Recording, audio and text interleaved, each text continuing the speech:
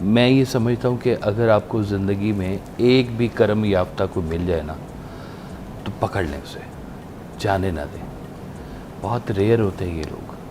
اول تو یہ کسی کے سامنے نہیں آتے، چھپ کے بیٹھتے ہیں، لوگوں سوشلائز نہیں ہوتے، ان کو اپنی مشہوری نہیں چاہیے ہوتی، ان کو لوگوں میں اپنا نام نہیں چاہیے ہوتا، ان لوگوں کو اپنے مالک سے جو تعلق ہے نا صرف وہی چاہیے ہوتا ہے۔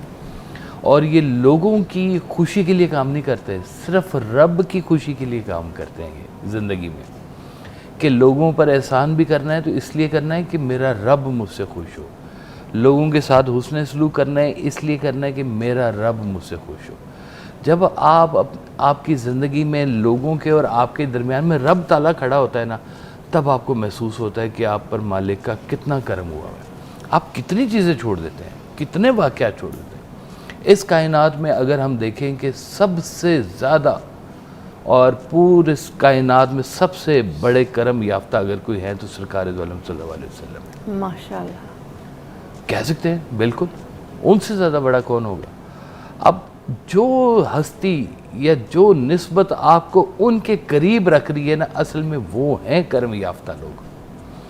قرآن پاک نے اس میں ارشاد فرمایا ہے کہ اور اہدنا الصراط المستقیم صراط الذین انعمت علیہم، یا اللہ سیدھا رستہ دکھا، ان لوگوں کا رستہ دکھا جن پر تیرا انعام ہوا۔ اب یہ انعام یافتگان کی ڈیفینیشن جو ہے یہ کیا بنتی ہے کہ بھئی انعام کن پر ہوتا ہے؟ پھر ایک اور جگہ پہ قرآن نے فرمایا کہ انبیاء علیہ السلام ہیں، شہداء، صالحین، صادقین۔ صالحین ہیں جو عمل صالح کرتے ہیں، نیک اعمال کرتے ہیں، دنیا کو دکھانے کے لیے نہیں کرتے، اپنے رب سے کنیکشن کے لیے کرتے ہیں۔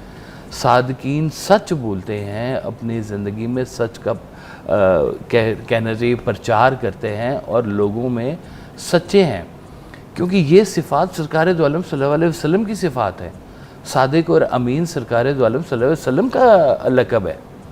تو اس نسبت سے جو ان کے قریب رہنے والے لوگ ہیں نا جی، جتنے بھی اولیاء کرام ہیں یہ سارے انعام یافتگان ہیں۔ ابھی پچھلے دنوں داتا حضور کا عرس ختم ہوا ہے جی، تو کہتے ہیں کہ ابھی تو میلہ لگنا ہے آخرت کا، لوگوں نے ابھی ڈیوائیڈ ہونا ہے، جنت کس نے جانا ہے، دوزخ کس نے جانا ہے، ابھی یوم الحق نے آنا ہے۔ ابھی فیصلے ہوئے بغیر کن لوگوں کو آپ آج کی زندگی میں کہہ دیتے ہیں کہ واقعی یہ لوگ کرم یافتہ لوگ ہیں؟ ان پر کیا خاص مہربانی ہوئی ہے کہ جو باقی لوگوں کے اوپر نہیں ہوئی ہے؟ آپ کو ان کے پاس بیٹھ کے رب تعالیٰ محسوس ہوگا کتنا قریب ہوتا جا رہا ہے میرے، ان سے سرکار دو عالم صلی اللہ علیہ وسلم کی محبت کی خوشبو آئے گی، آپ کو زندگی میں بھی آئے گی، مرنے کے بعد بھی آتی ہے۔ ابھی جب بات کر رہے تھے نا کہ کچھ لوگوں نے زندگی کو قبرستان بنا دیا اور کچھ نے قبرستان کو بھی زندگی بنا دیا ہوا ہے، تو وہ رونقیں لگی ہوئی ہیں وہاں پہ، کمال کی۔ یہ لوگ کہاں گئے ہیں؟ یہ لوگ یہیں پہ ہیں، ان کا علم یہاں پر ہے، ان کی شفقت یہاں پر ہے، یہ سب لوگوں کے اندر یہ کرم ہی تو بانٹتے پھر رہے ہیں۔ سرکار دو عالم صرف کرم یافتہ نہیں ہے، وہ اس کرم یافتہ بناتے بھی ہیں۔ ان کا جو قرب ہے، ان کی جو شفقت ہے، وہ آج بھی لوگوں کو کرم یافتہ بناتے ہیں۔ اللہ تعالیٰ نے کہا کہ یہ میرے اولیاء اللہ ہے، اور یہ جو انبیاء علیہ السلام نہیں، اولیاء اللہ کے جو ولی ہیں، ان کے یہ میرے دوست ہیں، ان کے ساتھ اگر تم نے جھگڑا کیا تو تم نے ڈائریکٹ مجھ سے جھگڑا کیا۔ تو اولیاء اللہ کے بارے میں اللہ تعالیٰ اپنے دوستوں کے بارے میں ہر بندہ اپنے دوستوں کے بارے سے، اللہ نہیں ہوگا سینسٹیو اپنے دوستوں کے بارے میں؟ اچھی بات، I got the point۔ تو اللہ تعالیٰ اپنے دوستوں کے ساتھ اس لیے ہے کہ وہ اس کے نام پر زندگی گزارے، لوگوں کے اندر معافی کرتے ہیں، لوگوں سے رستہ لیتے ہیں، لوگوں کے اندر بڑھ کے کرتے ہیں۔ جیسے سرکار دو عالم صلی اللہ علیہ وسلم سے حضرت جبرائیل علیہ السلام نے فرمایا کہ حضور یہ بتائیے کہ ایمان کیا ہے؟ آپ نے کہا ایمان ہے، کتابوں پر ایمان ہے، آخرت پر ایمان ہے، نبی پر، انبیاء علیہ السلام پر ایمان ہے۔ پھر دین کیا ہے؟ دین نماز روزہ حج زکوٰۃ ہے۔ پھر پوچھا احسان کیا ہے؟ پھر کہا کہ جی احسان یہ ہے کہ آپ جب نماز پڑھتے ہیں تو یہ دیکھیں کہ آپ اللہ کو دیکھ رہے ہیں اور نماز پڑھ رہے ہیں۔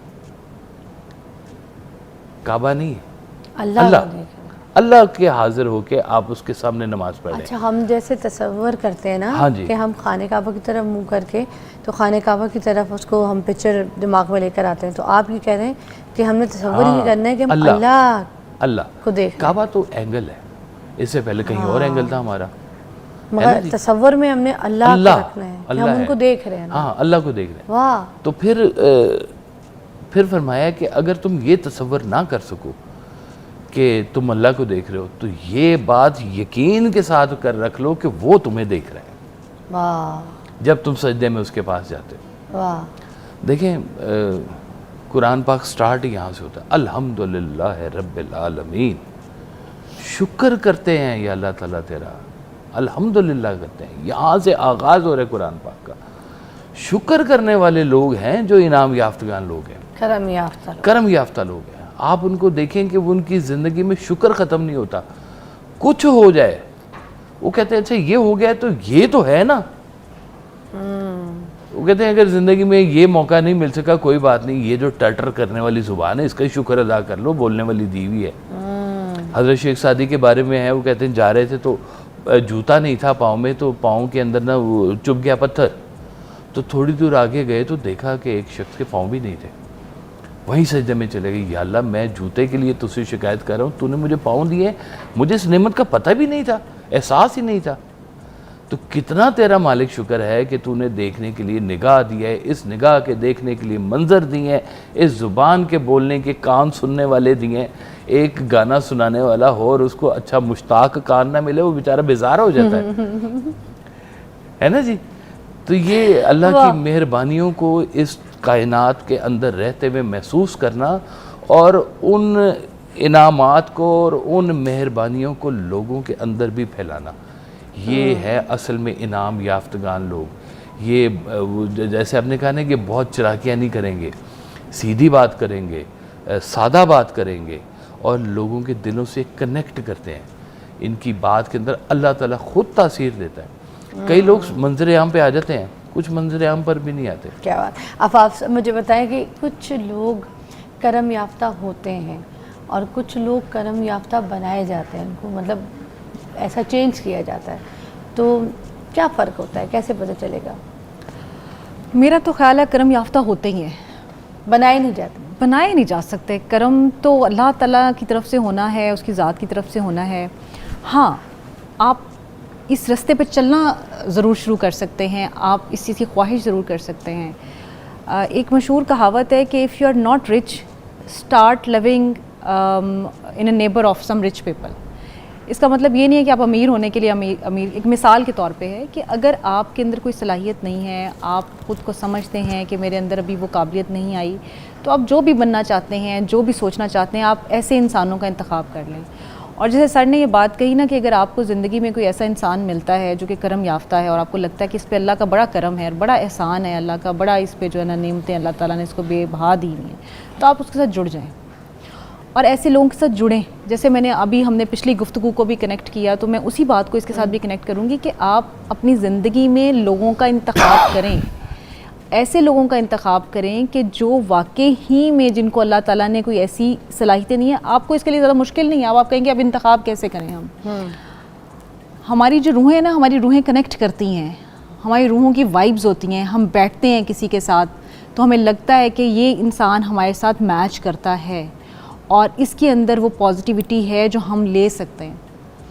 تو ایک ہمارا آج کل کا جو سب سے بڑا مسئلہ ہے نا, وہ ہمارے معاشرتی مسائل میں یہ ہے کہ ہم جو ہی دیکھتے ہیں کہ کسی کے اوپر کوئی کرم ہو رہا ہے, کوئی اچیومنٹس ہو رہی ہیں. فار ایگزامپل ہم پروفیشنل لائف میں دیکھ لیں, ہم دیکھنا شروع کرتے ہیں کہ یہ بندہ تو بہت گرو کر رہا ہے, اس نے تو یہ مقام حاصل کر لیا ہے, اس کو یہ پوزیشن مل گئی ہے. یا پھر جیسے آج کل سوشل میڈیا ہی آپ دیکھ لیں, اس میں بھی ایک ریس لگی ہوئی ہوتی ہے کہ یہ کہاں پہنچ گیا, کیا ہو گیا, کل تک تو اس کے پاس سائیکل نہیں تھی, آج یہ گاڑی لے کے گھوم رہا ہے, کل تک تو اس کو کوئی پوچھتا نہیں تھا, آج لوگ آ کے اس کے پاس بیٹھ کے درس لے رہے ہیں. اس پہ کرٹیسزم شروع کر دیتے ہیں, حسد شروع کر دیتے ہیں. میرا سوال یہ بنتا ہے, اب یہ سوال سننے والا ہے